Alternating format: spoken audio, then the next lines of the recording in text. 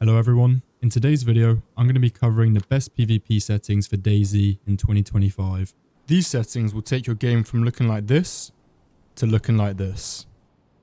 I'll be going over what each in-game setting does, the best in-game PvP settings, file settings for PvP, PvP keybinds, in-game settings for best visuals and creating content, as well as Nvidia settings and any softwares that may help you with performance. Let's get started with what each in-game setting does.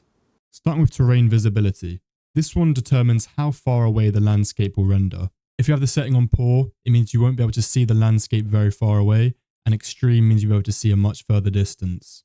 Next is object visibility. This is similar to terrain visibility, however it's not the landscape that renders, it's objects such as trees, buildings, bushes. Object detail changes the level of details for things such as buildings and trees. Texture detail is similar to object detail, however it's more of a general setting. It will change more things than just buildings and trees, and it will mostly affect the clarity of textures up close. Shadow detail adjusts the level of detail and the render distance for shadows. Texture filtering affects the smoothness of objects when you look at them from an angle, and it primarily affects how you view things at a distance. Terrain surface detail, this affects the detail of things on the ground such as grass and leaves. Post-process anti-aliasing is similar to texture filtering, however it's done after the game has been rendered. So one settings will give you a blur with less quality and others will give you a blur with more quality. However, one will give you more FPS, one will give you less. Hardware anti-aliasing is similar, however it's for smaller objects like guns and things rather than big things like buildings. Foliage smoothing makes things like trees and bushes look more smooth rather than jagged edges from a distance. Ambient occlusion affects shadows, and it attempts to simulate what real-life shadows would look like when there's things like flashlights or flares in your area. Post-process quality affects the quality of things such as rain and God rays, and if you have this on a higher setting, it will make your game look much softer. Water reflections is pretty self-explanatory, it just affects the quality of what water looks like. Now that we've covered what each setting does, I'll go over what the best ones are for PvP. So these settings will give you more frames as well as better visibility. Alright, so starting off in the game tab, you want to set your language to whatever language you speak. Update in background, you want to set this to graphics, so when you tab out, sometimes when you tab back in, your game is a black screen and you can't do anything, you have to restart. This basically just prevents that from happening by keeping the game running in the background. Bleeding indication you want to have disabled, as this just puts little droplets of blood on your screen whenever you're cut, which can get quite distracting and annoying. You want to leave connectivity warnings on, as it will just let you know if you're lagging or your connection's not the best. Field of view you want all the way up, however if you're struggling for frames you might want to turn it down a bit as it will render less. However, the wider you have it, the more view you have. HUD enabled, this is basically just your stamina, your health, your hunger, those sorts of things. HUD brightness max. Show crosshair, up to you, on or off, just a preference. Show quick bar, you want to have this actually disabled as it will give you a few extra frames and it just blocks the bottom of your screen. Vehicle HUD is preference, I keep it off. If you have it on, it will just show you your miles per hour, your fuel, that sort of thing. Server info, keep this on, I'm not really sure what this one does. And then chat I have all disabled as it's quite distracting when there's constantly people typing in chat and popping up. And then once you've done these, you just want to click apply. Right, now onto the audio tab, you want to have both of these at max. I keep music volume off as well as it can be distracting sometimes. Ambient music, menu only. And then voice chat, up to you, push to talk, voice volume all the way just so you can hear people. Right, now onto voice chat. Voice volume really depends. Have it all the way up if you want to hear people in voice chat. If you don't, turn it all the way down. Activation threshold. The higher this is, the louder you have to speak, and the lower it is, the quieter you have to speak for it to pick up your voice. Once again, click apply, and we'll head over to the video settings. Display mode you want to have on full screen as to give you a few extra frames. However, if you're constantly tabbing in and out of the game, maybe put it on windowed. VSync you want to keep disabled as this will cap your game at 60 frames. However, if you are struggling for frames, you're getting like 40 or so, I would maybe suggest turning this on. Terrain visibility and object visibility. Some servers have set range distance, so you can't change these. However, I would recommend just keeping it in medium. I think that's around 800 meters to a kilometer. Object detail is quite important as if you look at the trees, the higher you have it, the more easily you're going to be able to see through them at a distance. So if your PC can handle it, I'd definitely recommend putting it on extreme as it gives you much more visibility. Texture detail, I'd keep this on low as all it does when you increase it is just make the trees and leaves look better. So I keep it on poor or low to give you extra FPS. Shadow detail, just keep that on low. It just makes shadows look nicer. But as you can see, poor, look at the trees here versus extreme. it's much more easy to see. Texture filtering I'd keep on low. As you can see, the difference between low and high, there's literally no visual advantage to it, so keep it on low for the extra frames. Terrain surface detail really doesn't give you any advantage, just like the other one. However, I would put this on medium, as if you look here, when the setting's on low, the ground is higher up, just a tiny bit, and then all the other ones, the ground is lower down. So if you're peeking at someone on a hill, this might give you a little advantage and you'll be able to see them a bit sooner. Post-process anti-aliasing, I'd keep on disabled, as it makes trees and things like that look a lot sharper. As if you can see, as I turn it up, they look a bit more blurry. So it might be the difference between seeing someone through the trees and not. Post-process anti-aliasing, I keep on disabled, as if you look at the trees, they look much sharper compared to low. However, if your PC can handle it, you may as well turn it up a bit. A lot of these settings you just want to play around with, because you don't want the game to look too bad. However, you do want the max frames you can get. Hardcore anti-aliasing I'd also keep on disabled, as this really doesn't do much. However, if you do have it on, you can turn on foliage smoothing. However, this isn't really a good thing, as you can see, it makes things look a lot more shadowy, and that might clutter your vision a bit. Ambient occlusion I'd definitely keep on disabled. As you can see the difference here, this is on it disabled right now, and if you turn it up, there is a lot more shadows, which will make visibility a lot harder. Post-process quality and water reflections, I'd keep both on low, as you're not really going to be around much water, and when you are around water, there's large bodies of it, so it might tank your performance a lot. Now that we've gone through the video settings, I'll go through a few keybinds since we're still on the game. This is my sensitivity here, and my DPI is 1000.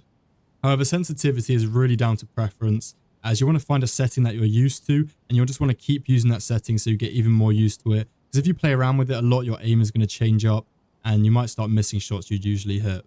However, I would put the aiming sensitivity a bit lower than the camera one, just so when you're aiming down sights, you have a lot more precision.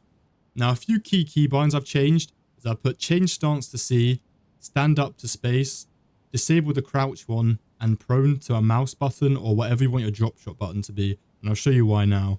So when you have these settings, you can go prone with your prone button and then click space to stand up. And this makes drop shotting a lot easier.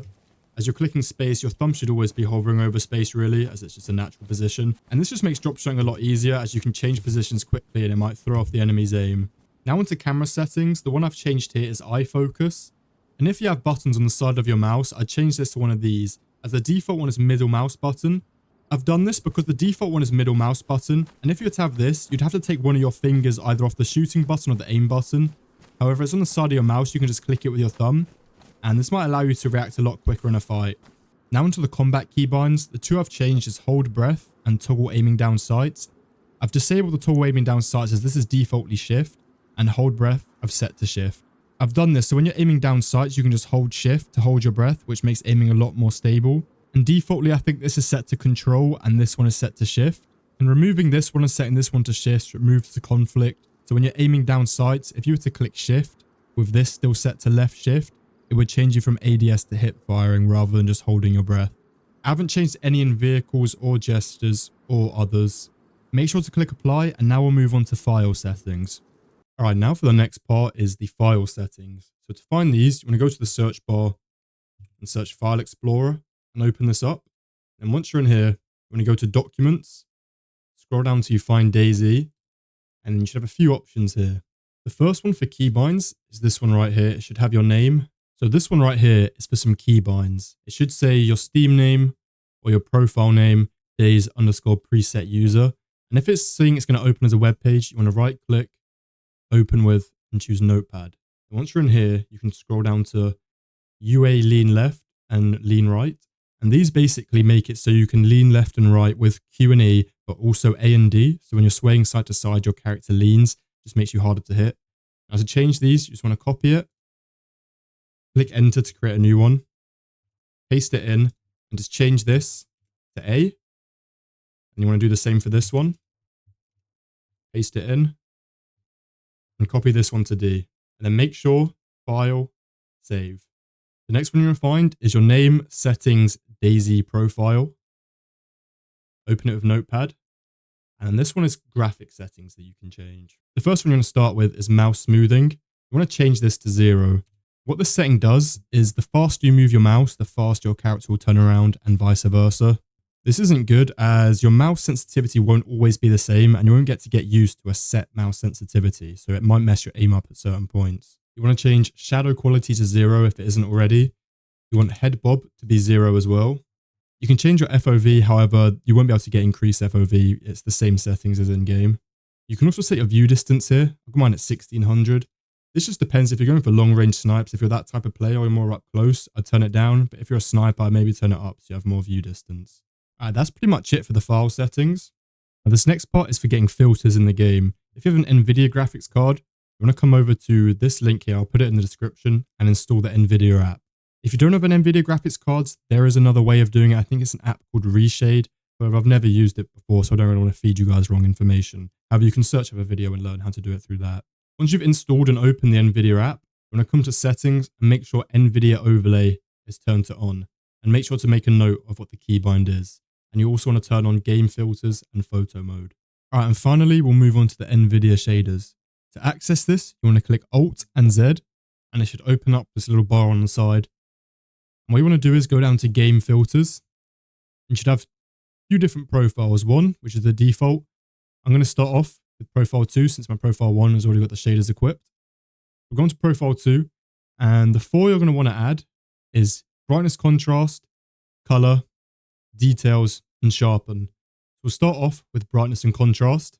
Now when you add this filter, you can go up to active filters and click on this drop down menu and a bunch of little bars will appear. And I'll go through the settings right now.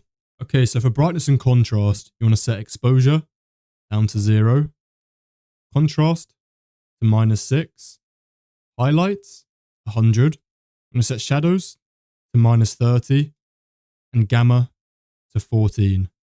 And that's it for brightness and contrast. So the next one we'll add is color. So for color, you want to set tint color to 0, tint intensity down to 20, temperature keep at 0, and vibrance all the way up to 100. The next one we'll add is details. Details, you want to set sharpen to 0, clarity down to 10, HDR toning up to 100, and bloom down to 0.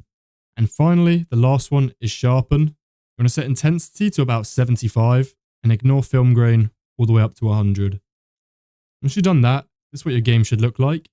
As you can see the difference here, this right here is default with no filters on. Turn those filters on, everything is much brighter, much more easy to spot, there's less shadows. Now it's kind of preference if you want Nvidia filters on. They will lower your frames a fair bit, maybe by like 10, a bit less maybe. But it definitely does give you an advantage with visibility, but it does make the game look like Fortnite. And I know quite a lot of people play DayZ just because they like the way it looks. So it's really personal preference.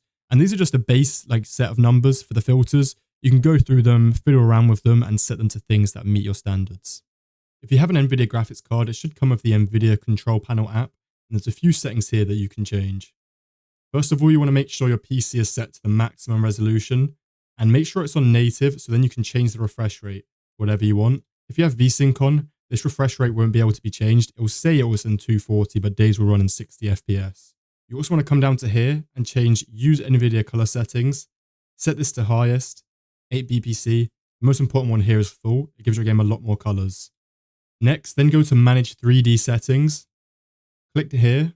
If DayZ isn't in any of the things here, you can either try opening it and then coming back here and it might appear, or you click add, browse. And then once you're here, you want to select DayZ 64. And now once you're here, there's some settings that are useful to change. You want to change your max frame rate to whatever you want your game to be.